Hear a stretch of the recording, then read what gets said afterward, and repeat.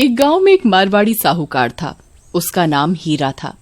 हीरा का गांव में बहुत ही ज्यादा नाम था।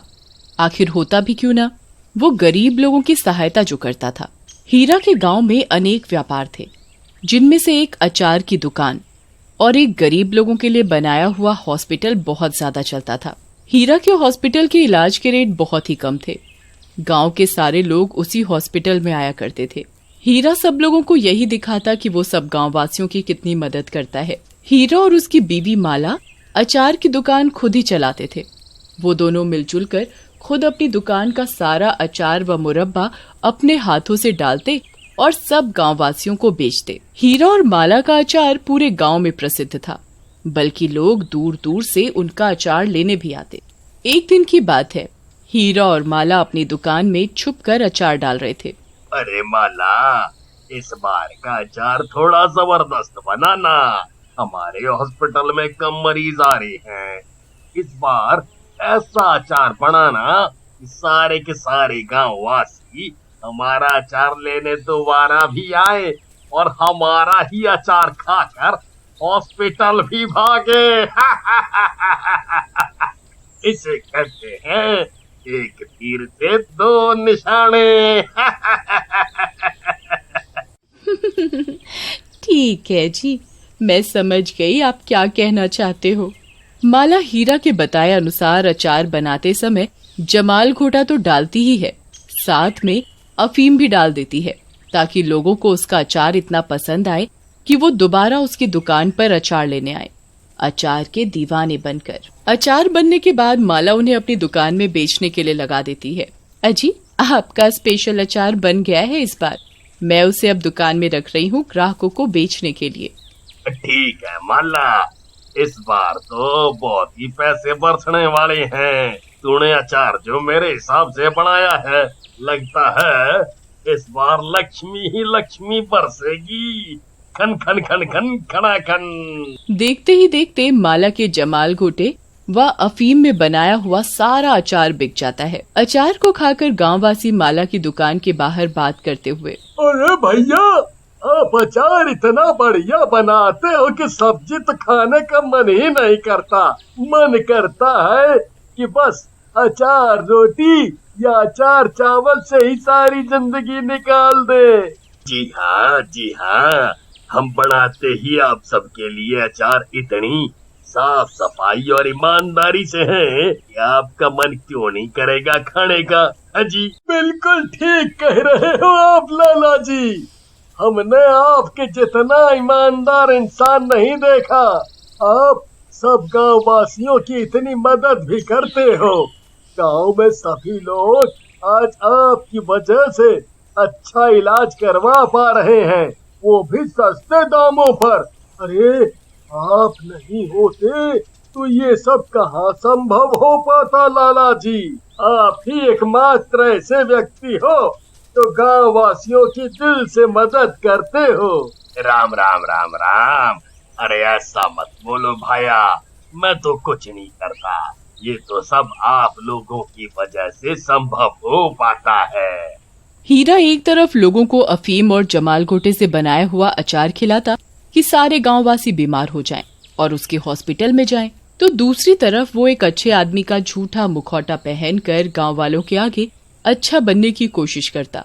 बेचारे गांव वाले भी इस बात से अनजान थे कि आखिर ये लाला ऐसा क्या मिलाता है जो लोग इसके अचार को खाने के लिए खींचे चले आते हैं। माला ने इस बार जो अचार बनाया था वो लोग खा रहे थे और बीमार पड़ रहे थे। आखिरकार माला को ज्यादा जमाल घोटा व अफीम मिलाने को कहा भी तो मारवाड़ी लाला ने था। बेचारे गांववासी परेशान होकर लाला के बनाए हुए हॉस्पिटल में जाते और वहां इलाज करवाते। एक दिन शहर से जगिया का बेटा गांव पहुंचा। वो गांव में जाकर देखता है कि सब गांववासियों की आए दिन कुछ न कुछ तबीयत खराब होती रहती है। वो भी ये सब देखकर परेशान हो गया। मुझे तो समझ नहीं आ रहा, हमारे गांव वासी इतना बीमार हो रहे हैं तो क्यों हो रहे हैं? उन्हें ना तो दवा लग रही है ना कुछ। वो जो खाए उन्हें कुछ हजम ही नहीं हो रहा। हाँ बेटा, तुम ठीक कह रहे हो। मैं खुद कितनी बार जाकर लाला के हॉस्पिटल से दवाई ले आई, परंतु मुझे कुछ ज्यादा आराम नहीं होता। बस दवाई खाती हूँ तो थोड़ी देर तक ठीक रहती हूँ, फिर दोबारा वही हालत हो जाती है। सही कहा तुमने, मेरे साथ भी यही हो रहा है। बेटा, अब हमारी जिंदगी तो दवाइयों के भरोसे ही रह गई है। बुढ़ापा भी तो आ गया है हमें। सही कहा जी आपने। मैं खुद आधे दिन अपनी बीमारी से परेशान रहती हूँ। कुछ खाने बनाने का मन नहीं करता। हम तो लाला के बनाए हुए अचार से ही कितने समय से रोटी खा रहे हैं। सब्जी बनाने का तो मन ही कहाँ करता है। तुम ठीक कह रही हो जगिया की माँ। हमारी तो आधी जिंदगी लाला के बनाए हुए अचार से और लाला के हॉस्पिटल से ही चल रही है। बिल्कुल ठीक कह रहे हो आप जगिया के पापा। अगर आज लाला जी ना होते तो हम गरीबों का क्या हाल होता। जैसे ही जगिया के पिता लाला के बनाए हुए अचार व लाला के हॉस्पिटल की बात करते हैं, तभी उनके समझदार बेटे जगिया का दिमाग घूमता है। उसका शक लाला पर ही जाने लग जाता है। ऐसा तो नहीं, ये लाला ही अपने बनाए हुए अचार से सब गांव वासियों के पेट में दर्द कर रहा है ताकि वो उसके हॉस्पिटल में आकर अपना इलाज करवाएं। समस्या तो बड़ी है।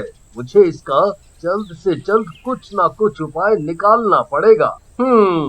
जगिया अपने माता पिता से उनकी सारी शरीर की समस्या पूछता है कि उन्हें क्या दिक्कत हो रही है। उसके माता पिता उसे सारी समस्या बता देते हैं। अपने माता पिता से तो उनकी परेशानी पूछ ली, क्यों ना एक बार सारे गांव वासियों की भी परेशानी पूछी जाए। अगर सबकी एक ही समस्या होगी तो ये मामला गंभीर लगता है और किसी के द्वारा बनाई हुई बीमारी है। अगले दिन जगिया एक एक करके सारे गाँव वासियों से उनकी बीमारी पूछता है। सारे गाँव वासियों की एक ही परेशानी होती है। भैया, हमारा पेट आए दिन खराब रहता है। हमारा कुछ खाने पीने का मन नहीं करता। हमें सब्जी खाए तो पता नहीं कितने महीने हो गए। बस मन करता है लाला की दुकान का बना हुआ अचार ही खाते रहे। जगिया सब गाँव वासियों की एक ही बीमारी सुन बहुत परेशान हो जाता है। ऐसा तो नहीं कि गांव में पानी ठीक नहीं आ रहा हो, इस वजह से लोग बीमार हो रहे हो। मैं बेफालतू बेचारे लाला पर शक कर रहा हूँ। वो लोगों का भला कर रहा हो और मैं उसके ऊपर झूठा नाम लगा दूं, ये तो बहुत बुरा हो जाएगा। जगिया ये सोच ही रहा होता है कि तभी उसके दिमाग में एक आइडिया आता है। हाँ, क्यों ना मैं एक बोतल सैंपल पानी का और एक सैंपल अचार का शहर की लेबोरेटरी में भेज कर देखूं। मुझे ऐसे लाला पर इल्जाम नहीं लगाना चाहिए जब तक मेरे पास कोई ठोस सबूत ना हो। जगिया घर आकर अपने माता पिता को सारी बात बताता है। पिताजी, मैं सारे गांव वासियों से खुद जाकर उनकी बीमारी को पूछ कर आया हूँ। सब गांव वासियों की एक ही बीमारी है। सबके पेट में दर्द रहता है और सब पेट भर लाला का बनाया हुआ अचार भी खाते हैं। जगिया अपने माता पिता को बताता है कि उसे लाला पर शक है और गांव की टंकी पर भी शक जाता है। कहीं उसका पानी खराब आने के चक्कर में सब बीमार तो नहीं पड़ रहे। पिताजी, मुझे अचार का एक सैंपल चाहिए और अपने घर में पीने वाले पानी का भी। मैं शहर में लेबोरेटरी में जाकर दोनों का टेस्ट करवाऊंगा और इससे पता लग जाएगा कि आखिर दिक्कत कहाँ है, गांव के पानी की टंकी में या लाला के बनाए हुए अचार में। जगिया के माता पिता मान जाते हैं और उसे दोनों सैंपल दे देते हैं। माँ, पिताजी, जब तक मैं सैंपल की रिपोर्ट लेकर न आ जाऊं, आप किसी को बताना मत। ठीक है बेटा। जगिया चुपचाप बिना किसी गांववासी को कुछ भी बताए दोनों सैंपल शहर की लेबोरेटरी लेकर जाता है और वहां जाकर उनका टेस्ट करवाता है। उसे वहां जाकर पता लगता है कि गांव की टंकी में तो कोई दिक्कत नहीं है, परंतु लाला के बनाए हुए अचार में बहुत बड़ा घोटाला है। उसके अचार में अफीम व जमाल घोटा मिला हुआ है। इसी वजह से सब गांववासी बीमार हो रहे हैं। ओह, जिसका मुझे शक था वही हुआ। अब मैं इस रिपोर्ट के साथ लाला की दुकान पर जाऊंगा और उसका पर्दाफाश करूंगा। जगिया सब गांववासियों और पुलिस को लेकर लाला की दुकान पर जाता है और उसे रिपोर्ट दिखाकर अरेस्ट करवा देता है। लाला अपनी गलती मानता है, परंतु ऐसी गलती का एहसास होकर क्या फायदा। जगिया लाला और उसकी बीवी को जेल में बंद करवा देता है। लाला और उसकी बीवी माला जेल में चक्की चला रहे होते हैं। लाला को इतना लालच था कि वो दोनों जगह से पैसे कमा रहा था और दुनिया की आंखों में अच्छा बनकर दिखा रहा था।